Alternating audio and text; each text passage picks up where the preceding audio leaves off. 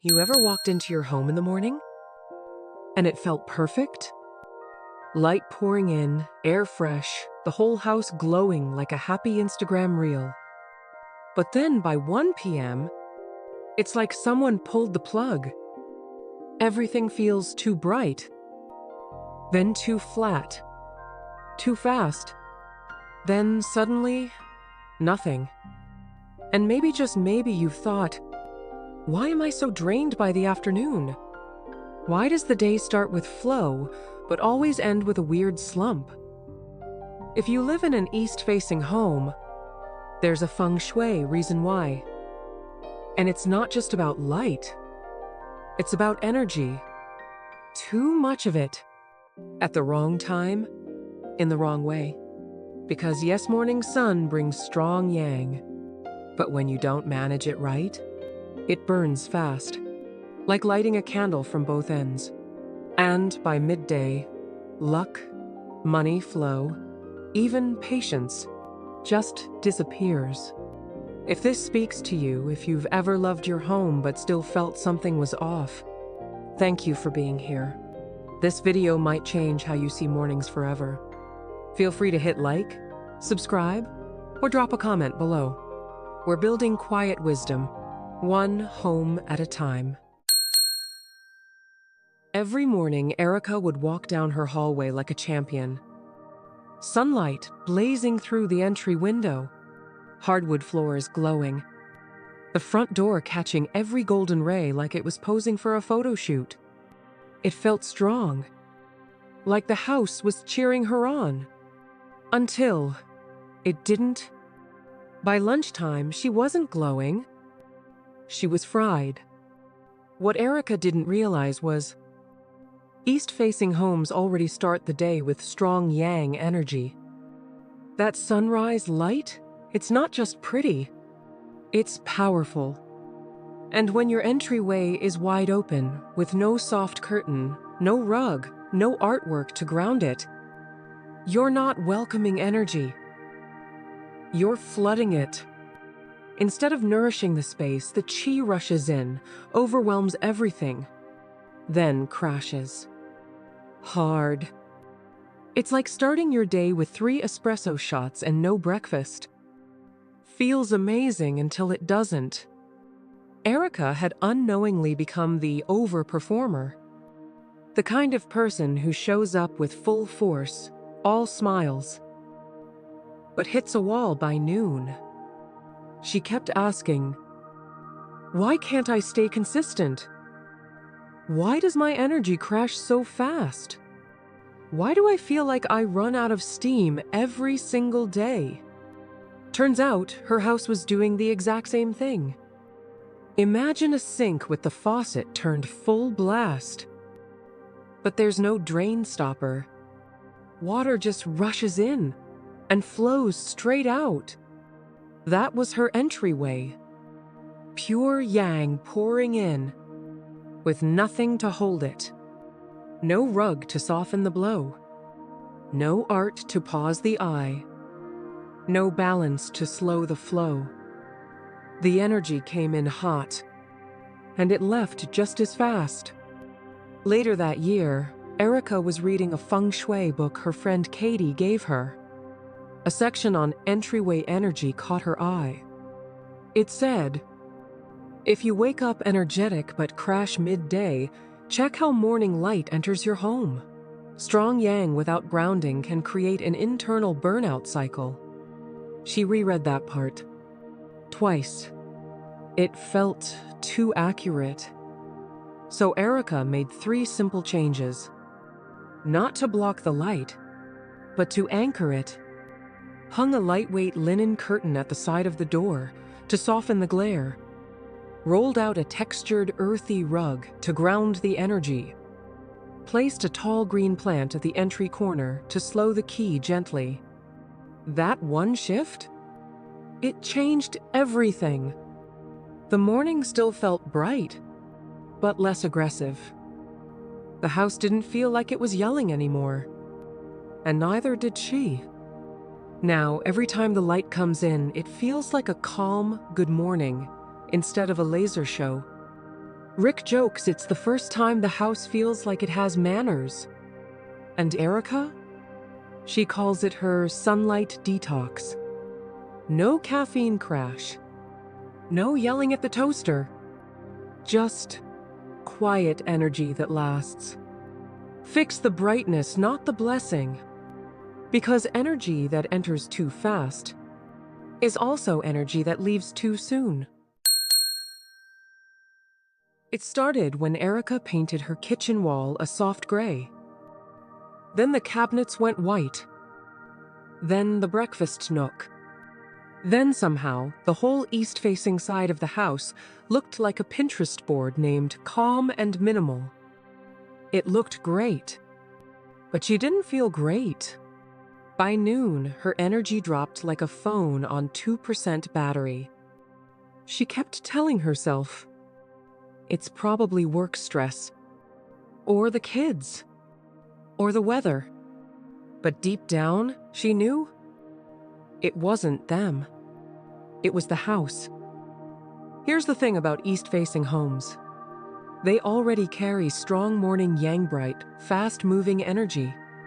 And when you pair that with pale gray walls, white furniture, and glossy tiles, you're throwing gasoline on sunlight.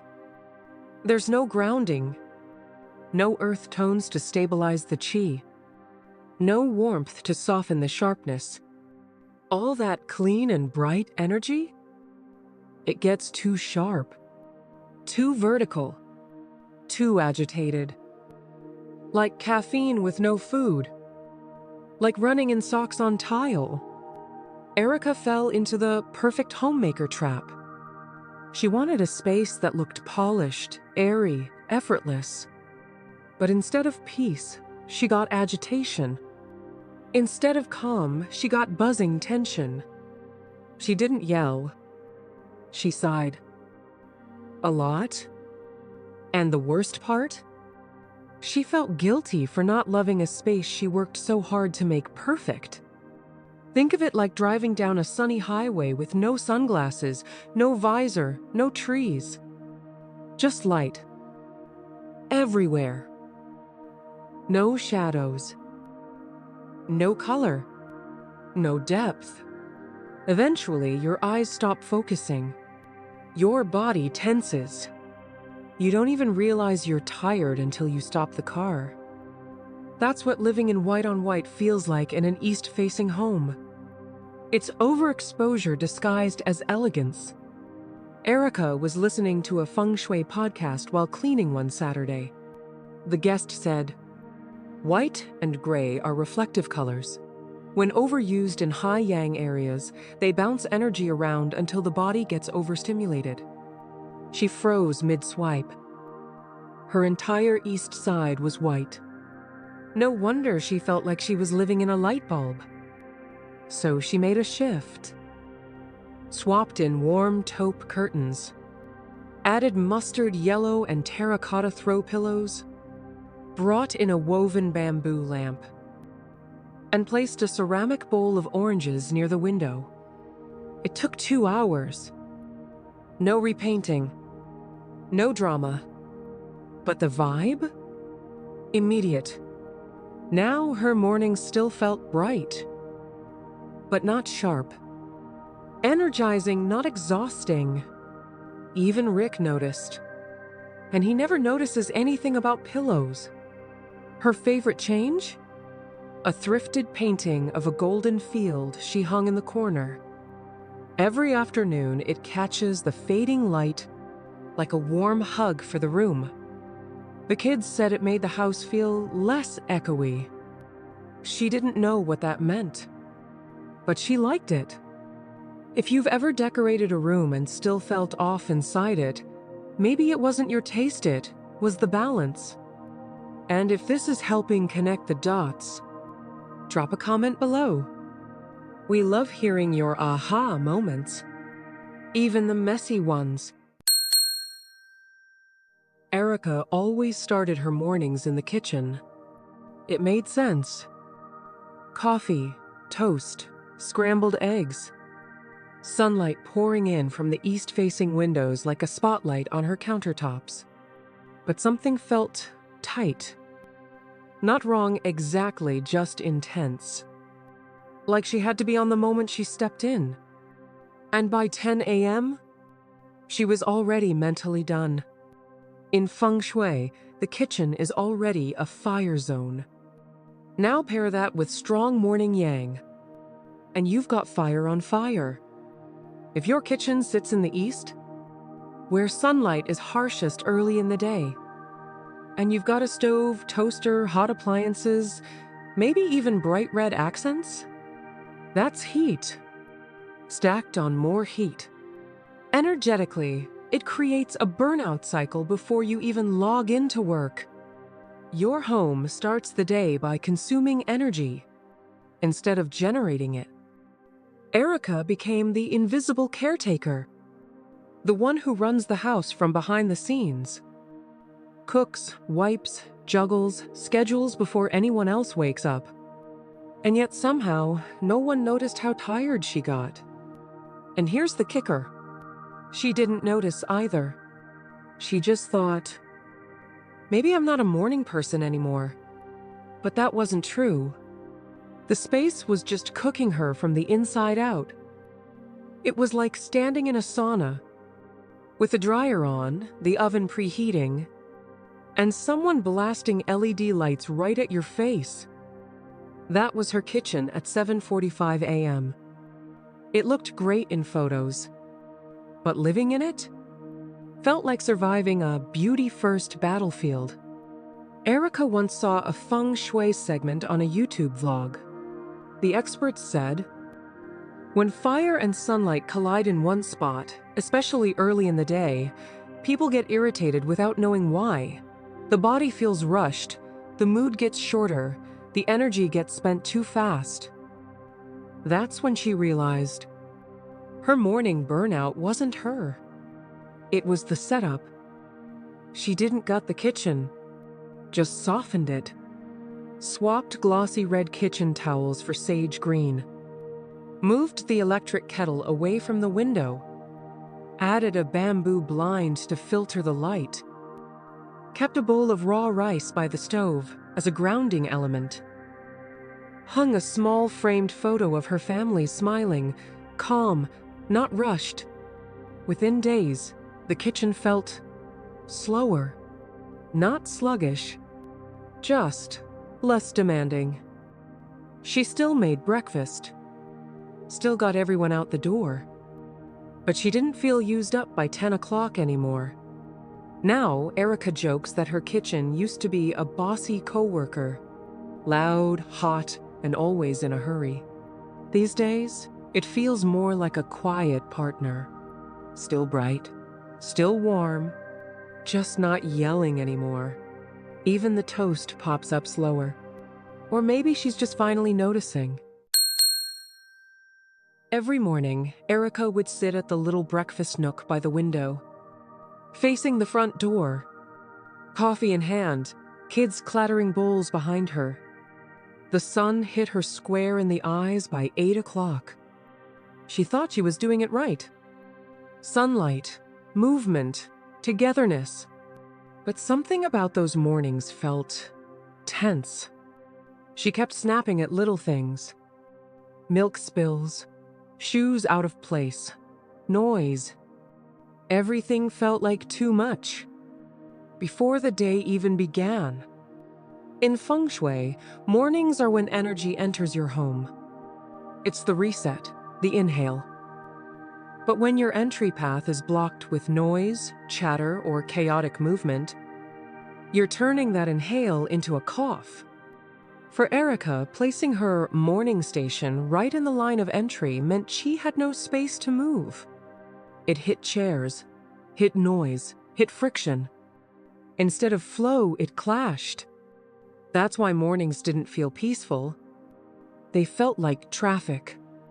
Erica became the morning manager. The one who tries to control every part of the routine timing, placement, moods. Because deep down, she's just trying to hold the house together. But her efforts were clashing with the space. She wasn't failing. She was just fighting the flow. And the flow was winning. Imagine walking into a spa, and the receptionist desk is right at the doorway. People eating, phones ringing, light blinding. You'd feel jarred.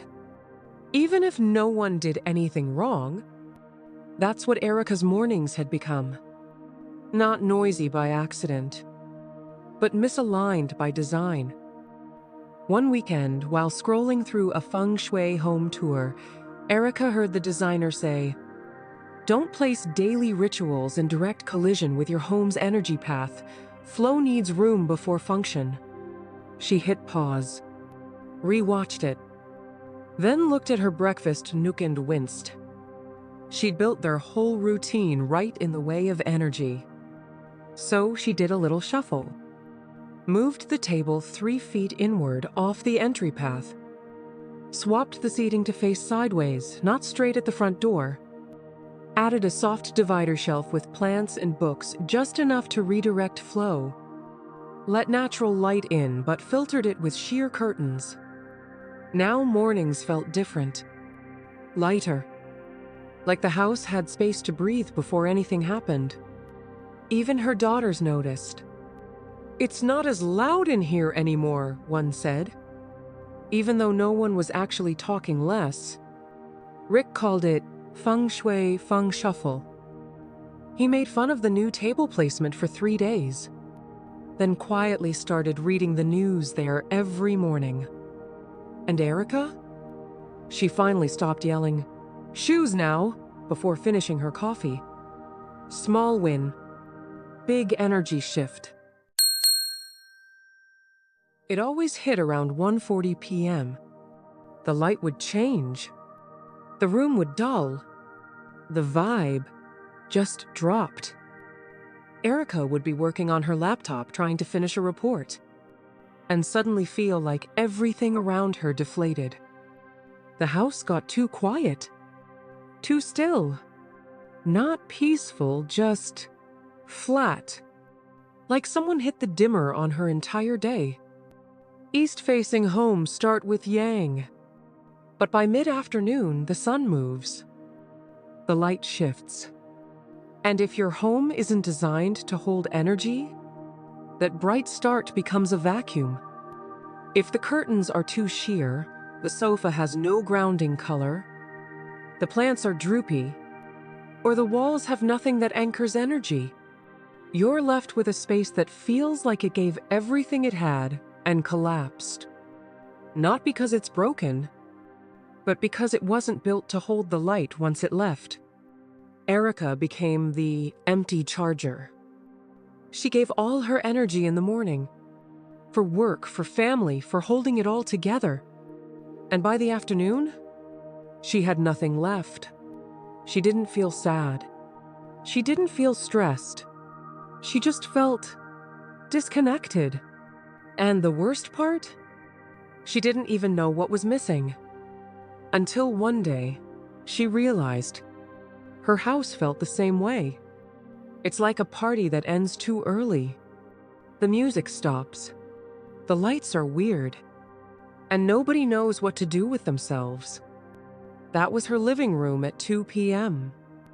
The sunlight was gone, but nothing caught the energy before it left. No texture, no weight, no center. It was like a stage after the show with the spotlight turned off. Erica's older cousin, who lives in Portland, came over one weekend. She walked into the living room and said, "Babe, your house is beautiful, but it feels like it takes a nap in the middle of the day." That hit hard, because it was true. The space wasn't holding chi. It was leaking it. So Erica made it her afternoon fix list. Added a low bookshelf along the wall to catch the energy. Brought in a standing lamp with amber light to glow softly after 2 p.m. Replaced drooping plants with fresh pothos and snake plants. Put a warm, earthy throw on the empty couch.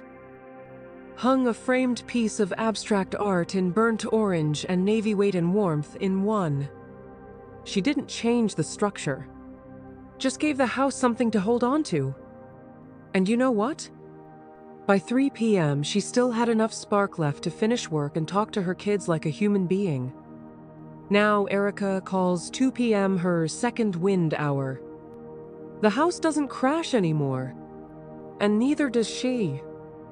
Sometimes she even makes tea and just sits by the shelf. Watching the light bounce off that weird orange painting Rick pretends to hate. The house feels like it's with her now. Not racing ahead. Not trailing behind. Just holding steady. A beautiful morning means nothing if the house can't carry you through the afternoon. Your space doesn't need more light. It needs more weight where the light fades. And maybe that's the quiet truth of Feng Shui. It's not just about design. It's about rhythm. It's about knowing when energy needs a push and when it just needs a place to rest.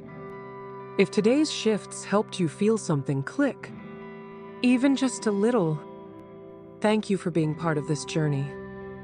We've got more coming.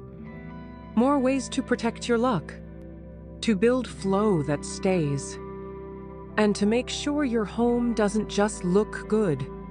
It feels rich, quietly. So if that kind of energy speaks to you, you're always welcome here. Feel free to follow along, drop a thought in the comments, and we'll see you in the next video. Because your space speaks. Wisdom listens.